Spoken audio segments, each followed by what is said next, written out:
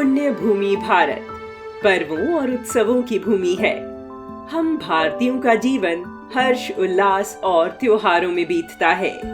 यह पर्व और त्योहार हमें हमारी संस्कृति और आध्यात्मिक विरासत से जोड़े रखते हैं।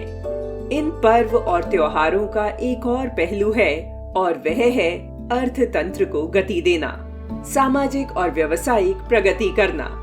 अभी हाल ही में प्रयागराज में संपन्न हुए महाकुंभ ने दुनिया के अर्थशास्त्रियों को अचंभित कर दिया है।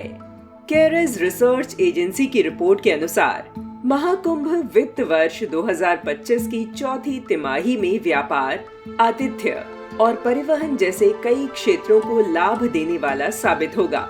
इस रिपोर्ट में कहा गया है कि आने वाली तिमाहियों में आर्थिक गति में तेजी आएगी।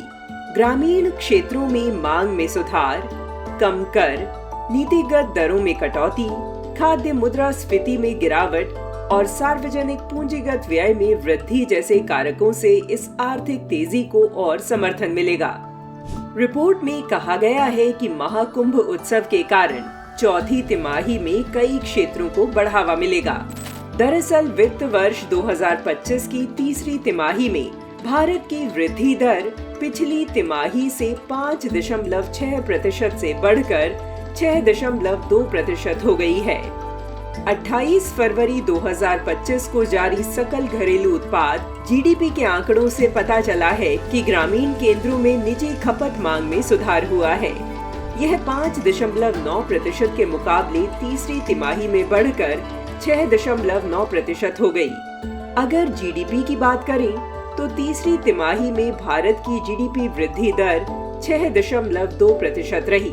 दूसरी तिमाही में यह वृद्धि दर 5.6% थी। इन आंकड़ों से पता लगता है कि हमारे पूर्वजों ने मेलों और उत्सवों की परंपरा से सांस्कृतिक समृद्धि के द्वार तो खोले ही, इसके साथ ही इस व्यवस्था को राष्ट्र में रहने वाले लोगों की आर्थिक उन्नति का साधन भी बनाया। भारत का यही घरेलू अर्थतंत्र इसे पूंजीवादी और शोषणकारी यूरोपीय अर्थव्यवस्था से श्रेष्ठ बनाता है, जो शोषण आधारित नहीं अपितु प्रेम, हर्ष, उल्लास और सत्कार भाव से पारस्परिक पोषण पर आधारित है, जो हमें यह अनुभव कराती है कि हम सब आपस में एक दूसरे से जुड़े हुए हैं और सबके हित में ही एक दूसरे का हित अंतर्निहित है। आज दुनिया को भारत के इसी आर्थिक मॉडल से सीखने की जरूरत है।